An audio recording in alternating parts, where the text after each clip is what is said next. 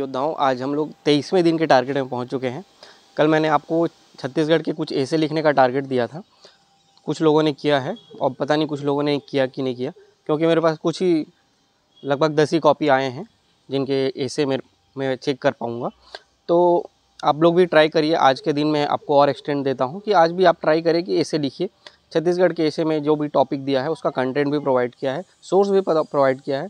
तो इसके बाद और आपको समस्या आएगी कि आप खुद ही ना लिख पाएँ, आपको कोई रेडीमेड मटेरियल दे दे, तो ये गलत बात है। जब तक आप खुद से लिखना प्रयास नहीं करेंगे तो कोई आपको सिखाएगा नहीं। तो आप जो टॉपिक कल का ऐसे का टॉपिक था, ट्राई करिए समय निकाल के आज भी उसको कंप्लीट करने का। ऐसे जब हम लोग लिखते हैं, रिसोर्सेस कंटेंट इकट्ठा करते हैं, फॉर्मेट बनाते हैं, एक ऐसे को लिखने में 4 से 5 घंटे भी लग जाते हैं। तो वो जेन्युइन है, उतना समय आपको लगता ही है, तो उससे न घबराएं, लेकिन प्रयास ज़रूर करें।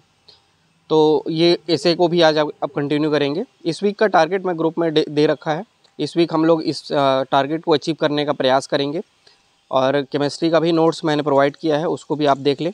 धातु कर्म का जो ये टॉपिक है केमिस्ट्री में बहुत लंबा टॉपिक है, लेकिन इसमें हर साल आप मान के रखिए कि 8 नंबर से 10 नंबर का सवाल आपको एग्ज़ाम में मिल ही जाएंगे। तो अगर ये एक चैप्टर आपने अच्छे से याद कर लिया है, थोड़ा समय कंज्यूम करता है, लेकिन 8 से 10 नंबर ये दिलाता है।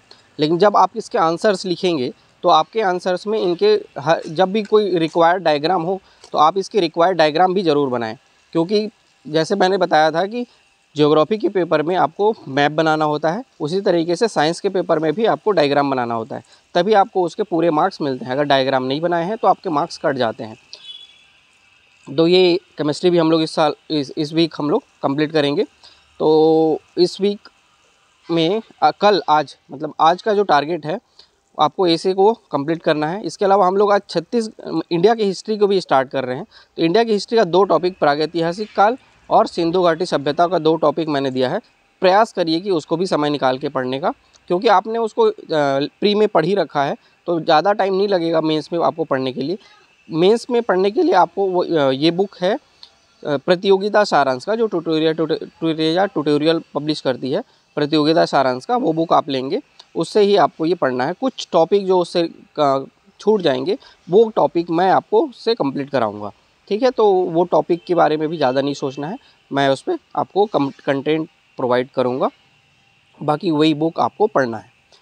तो ये छत्तीसगढ़ का कुछ शब्दकोश भी मैंने भेजूँगा, तो वो भी आप देखेंगे। और भारत का इतिहास भी स्टार्ट करते हैं, और ऐसे भी लिखने का प्रयास करिए।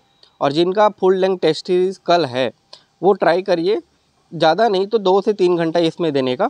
2 से 3 घंटा में जितना होता है उतना दीजिए, उससे ज़्यादा मत दीजिए। बाकी आप फुल लेंथ टेस्ट जो दे रहे हैं उस पर आप फोकस करिए कि आपका वो टेस्ट अच्छे से जाए। और ये वाला जो हमारा टेस्ट चल रहा है, हमारा जो शेड्यूल चल रहा है, उसमें आप 2 से 3 घंटा दीजिए। प्रयास करिए जितना हो जाए, बाकी आप उस पर ही इन्वेस्ट करिए। बाकी और भी कुछ सजेशन जो होंगे, आपको टारगेट हमारे कैसे बड़े हो जा रहे हैं या छोटे हो जा रहे हैं, इसको कैसे एडजस्ट किया जा सकता है, आप मेरे को पर्सनली मैसेज करके बता सकते हैं। हम लोग इसको और मॉडिफाई करेंगे, आपके कन्वीनियंट के हिसाब से ही प्रोवाइड करेंगे। तो ये टारगेट है, प्रयास करिए इसको कंप्लीट करने का। मिलते हैं फिर कल नए टारगेट के साथ। Thank you.